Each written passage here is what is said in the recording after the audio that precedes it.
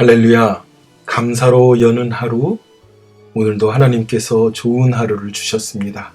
11월 27일 토요일 감사의 묵상을 함께 나누도록 하겠습니다.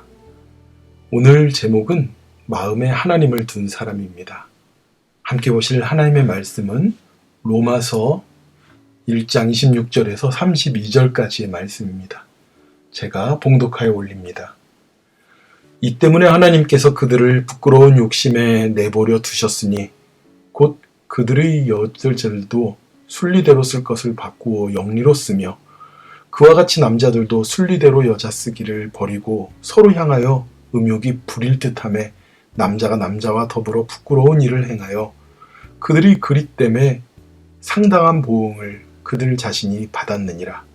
또한 그들이 마음에 하나님 두기를 싫어하며 하나님께서 그들을 그 상실한 마음대로 내버려 두사 합당하지 못한 일을 하게 하셨으니 곧 모든 불의의 추악, 탐욕, 악의가 가득한 자요, 시기, 살인, 분쟁, 사기, 악독이 가득한 자요, 수군수군하는 자요, 비방하는 자요, 하나님께서 미워하시는 자요, 능욕하는 자요, 교만한 자요, 자랑하는 자요, 악을 도모하는 자요, 부모를 거역하는 자요, 우매한 자요, 배약하는 자요, 무정한 자요, 무자비한 자라. 그들이 이 같은 일을 행하는 자는 사형에 해당한다고 하나님께서 정하심을 알고도 자기들만 행할 뿐 아니라 또한 그런 일을 행하는 자들을 옳다 하느니라. 아멘. 아멘. 오늘 본문에 사도 바울 목사님은 우리에게 죄에 대하여 이야기하고 있습니다. 특별히 로마에 있는 성도들에게 이 로마서를 쓰면서 바로 그 로마라는 지역 안에서 횡행했던 그들의 악한 죄가 무엇인지를 우리는 본문을 통하여 알 수 있습니다. 그들은 아버지 하나님을 그 아버지 하나님의 뜻대로 믿으며 살아가는 것이 아니라 여자가 여자를, 남자가 남자를 바로 순리대로 그들이 살아가지 않고 있다고 말합니다. 그리고 음욕이 부릴 듯하는 그런 삶을 산다고 말합니다. 그런데 하나님은 왜 그들을 그 자리에서 바로 심판하지 않는가? 어제 우리가 말씀 나눈 것처럼 하나님께서는 악인의 죄를 그 자리에서 바로 심판하는 것이 아니에요. 만약에 그랬다면 우리들도 아마 살아있을 사람이 없습니다. 왜 그렇습니까? 그 죄 말고도 그 뒤에 모든 악한 죄에 대해서 일일이 나열하고 있는 부분이 있습니다. 29절에 모든 불의, 추악, 탐욕, 악의, 그리고 시기, 살인, 분쟁, 사기, 악독, 수군수군하는 것, 비방하는 것, 이러한 모든 것, 하나님을 정말 미워하고 능욕하는 일이라고 말합니다. 그런 자, 그리고 교만한 자, 자랑하는 자, 악을 도모하는 자, 부모를 거역하는 자, 우매한 자, 배약한 자, 그리고 무정한 자, 무자비한 자. 여기에서 우리가 벗어날 수 있는 사람이 있습니까? 없지요.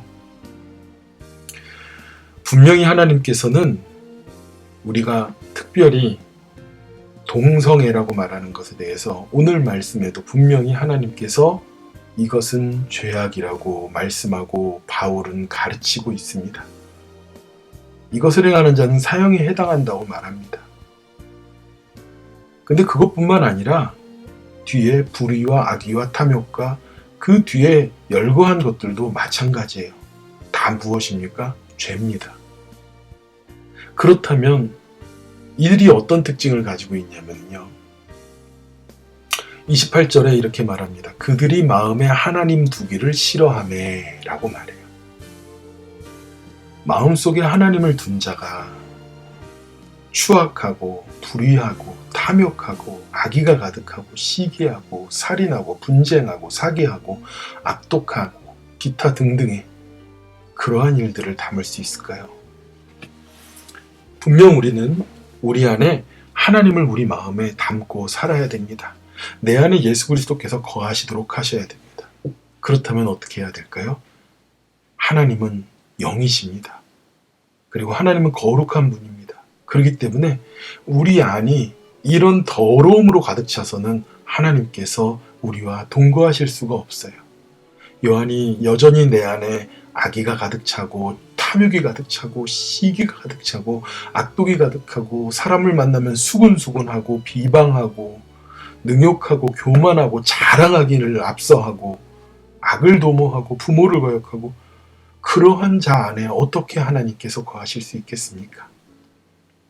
여러분 집에 손님을 모실 때 집안에 온통 어지럽혀 있는 모습으로 손님을 맞이할 수 있습니까? 없습니다. 하물며 하나님을 우리 안에 모시는데 우리의 안이 정결해야 됩니다. 특별히 하나님께서 그렇게 우리가 악의를 행하는 것뿐만 아니라 26절과 27절엔 순리대로 살지 않는 것이 죄라는 것을 말씀합니다. 여러분, 유교에서도요, 음양오행의 질서가 있어요. 음양과 오행의 질서를 영리하는 것, 그것이 죄라고 유교에서는 말합니다. 동양의 종교와 그리고 기독교에서도 분명히 순리대로 살지 않고 영리를 따르는 것, 이게 뭐예요? 하나님의 질서입니다. 질서. 이런 거예요. 물고기는 어디서 살아야 돼요? 물속에서 살아야죠. 물고기가 물 밖에 나와서 살 수 있습니까? 살 수 없습니다. 그리고 마찬가지로 사자와 토끼가 물속에서 살 수 있습니까? 없습니다. 왜 그래요? 그들이 물속에서 사는 것, 그리고 공기 중에 사는 것, 이것이 하나님의 질서이기 때문에 그렇습니다. 그런데 그들은 이 질서를 무너뜨리고 질서를 깨트리고 사는 것, 그것에 대하여 오히려 뭐라 그럽니까? 죄가 아니라고 말해요. 더욱더 심각한 것은 뭐냐면요, 그들이 이런 것을 32절에 하나님께서 정하심을 알고도 자기들만 행할 뿐 아니라 또한 그런 일을 행하는 자들을 옳다 하니라. 오늘날 세상이 동성애에 대하여 당연하다, 상식적인 일이다, 그냥 좋아하는 것일 뿐이다, 좋아하면 같이 살 수 있고 그렇게 잘 수도 있는 것이다 라고 얘기합니다. 정말 그럴까요? 여러분, 제가 아는 분들 중에는 예수 그리스도를 영접하고 예수님을 믿고 교회에 나가서 하나님의 은혜를 얻기를 원하는 동성애자도 있었습니다. 그런데 잘 들으세요. 우리가 우리 안에 더러움을 가지고 주님을 영접하기 어렵다고 그랬잖아요. 내 안에는 추악하고 악의가 가득하고 시기하고 분쟁하고 이렇게 더러운 가운데 나는 예수님 이런 더러운 것들 다 가지고 있으면서 예수님을 섬기기 원해요. 하나님 뜻 따르기 원해요. 글쎄요. 안 맞지요. 또 한 가지, 우리가 정말 악하고 더러운 것이란 거, 잘못된 것이라면은 우리는 그것을 버려야 됩니다. 왜? 하나님께서 그들의 그들 땜을 상당한 보응을 그들이 자신이 받았느니라. 왜 하나님께서 이렇게 악한 일을 하는 그들에게 그냥 내버려 두시는가? 쓰기를 버리고 서로 향하여 음욕을 부릴 때 그런 그들에 대하여 상실한 마음대로 내버려 두사 이래요. 우리도 마찬가지입니다. 우리가 악했고 마음으로 살인했고 시기했고 수군수군했고 자랑했고 교만했고, 그렇지만 아버지 하나님께서 우리에게 회개의 길을 열어주신 거예요.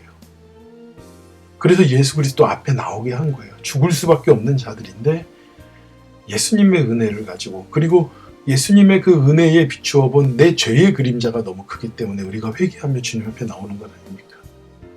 그들도 주님 앞에 나와야 돼요. 그들이 아버지 하나님의 순리와 진리를 버리고 떠난 그들이 스스로 자신들은 죄가 아니다 라고 말하는 그들에게 회개하며 돌아오도록 우리는 기도해 줘야 됩니다. 또한 그렇게 악한 일들을 도모하면서 죄가 아니라고 하는 것에 오늘날은 어떻게 얘기하고 있습니까? 자기들만 행할 뿐만 아니라 그런 일을 행하는 자들을 옳다고 이야기한다고 그랬잖아요.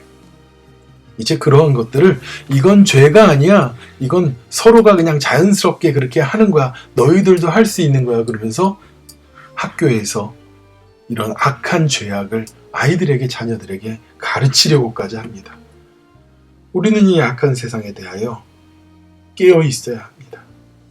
맞습니다. 그들은 무엇을 얘기하냐면요. 야, 로마서에 동성애에 대한 것 뒤에 살인하고 미워하고 그렇게 하는 거 그것도 죄라고 그랬어 라고 그러면서 왜 우리 죄만 죄라고 그러는 거야? 너희들도 죄 지면서, 그러니까 죄인이 죄 짓는 사람한테 죄인이라고 얘기하면 안 된다는 거예요. 문제가 어디 있습니까? 나는 그걸 죄로 생각하지 않는다는 것이에요. 그래요.